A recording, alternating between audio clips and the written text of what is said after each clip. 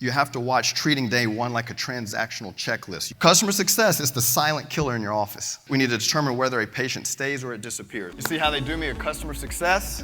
Okay, they already know that I'm fixing to bring a little competition to this. I haven't mentioned too much to the coaches this, but really trying to win y'all over. This is the most important constraint, okay? Because if you don't remember anything else, the whole objective is to transform your practice into something that's more from transactional to more relational. I think that's the most important takeaway. So I just want to tell you all that in the very beginning. Thank you so much. So would you all agree with that? Yeah. We're looking at, so you don't want to get too caught up in transactions. We want to make sure that we keep the relation there. I know from my bank code, I'm always speaking from a nurturing standpoint, but I think that even if you're the best clinically, and I'll go toe-to-toe with you all clinically, it really doesn't matter if customer success is broken. If the experience is not there, it's going to be a hole, okay? So, because I promise you this, I promise you, your patients are going to judge your clinic emotionally before they ever judge it clinically, okay? Raise your hand if you believe that. I just don't want to be up here talking. Okay, that's a good buy-in. That's a good buy-in, okay? So, if you're wondering what the customer success constraint is, simply it means that patients are going to leave your office before they should. Who wants that? Raise your hand. Who wants that? Who wants that? Okay, good. Y'all didn't fall for it. I thought y'all are listening. I thought you were just going to raise your hand. I almost got one person. So it's very important because I tell you, it is so good, and I have to call them out. I have actually 2 doctors here that are from Shreveport, Louisiana. I am very excited about that. Very, very excited about that because Shreveport, my city that I practice in, this year is the 4th sickest city in the entire country. In the United States is the sickest country out of 37 industrialized countries. And we're number 1 in medicine, okay? So Shreveport used to be the fattest city in the country, and it also used to be the sickest. So maybe we're making a little bit of traction, but I really hope that it grieves you when your patients are leaving or they're not getting better, okay? Raise your hand if that really truly grieves you. You have to own that. I mean, I think you really have to own that. So that's what the customer success constraint is. We have to make sure that we fill that bucket because I will challenge. I mean, Dr. Corey will come up here and he'll say, hey, it doesn't even matter if you're not getting people into the office for marketing. And then Bill will come up here and say that, hey, if you're not converting, you don't even get an opportunity. But I think that if you can't fix your retention, it really doesn't matter. You show them a way and then you lose them. So I think the customer success constraint, like I said, I'm doing a little friendly competition up with the rest of the coaches here, I think is one of the most important.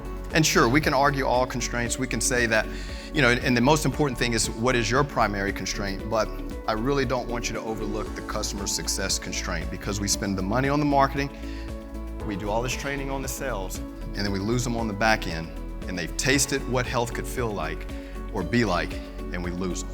That's one of the worst things you can do to an individual. And as the healthcare providers that we are, where else are they going after this? Okay?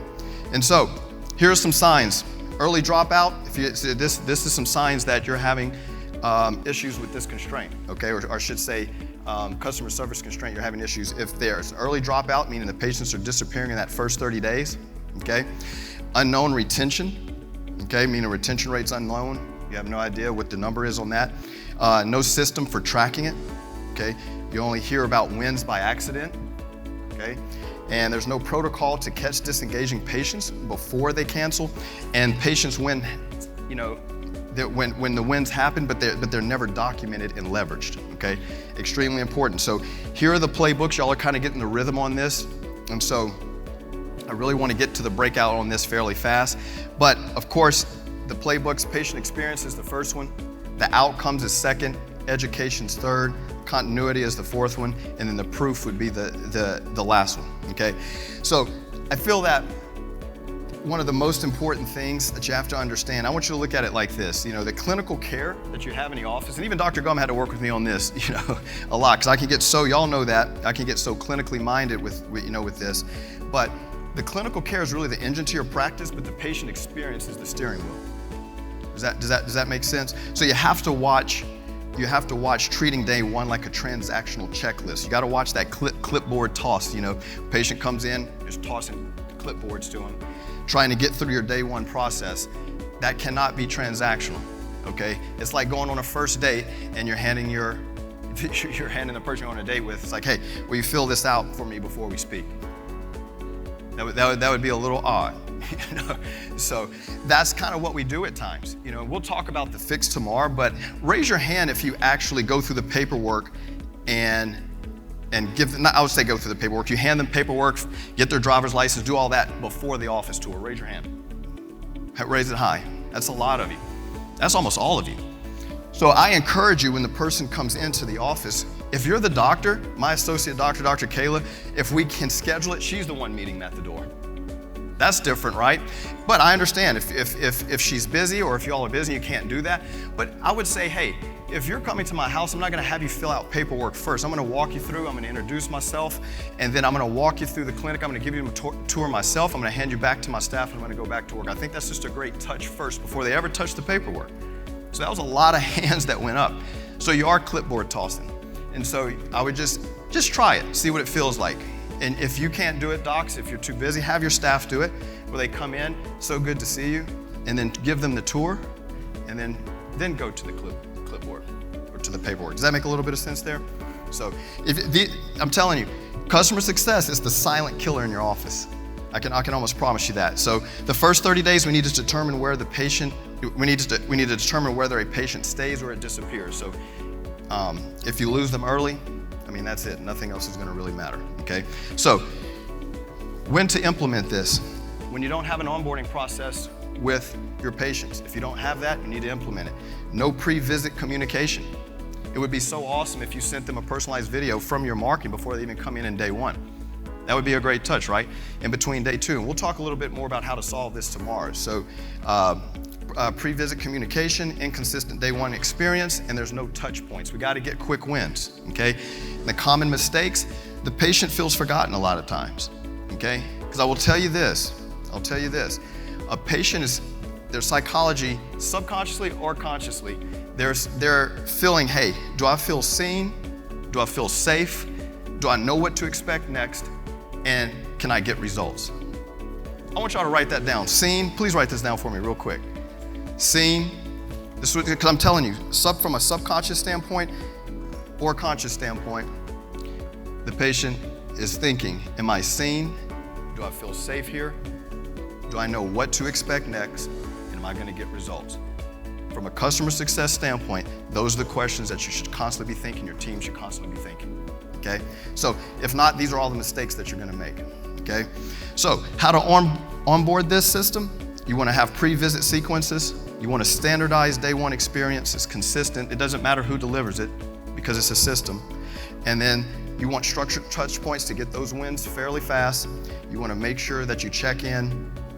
The check-ins are focused on the progress, not if a patient misses an appointment. Hey, Mr. Jones, we missed your appointment. When would you like to make it up? We have some openings.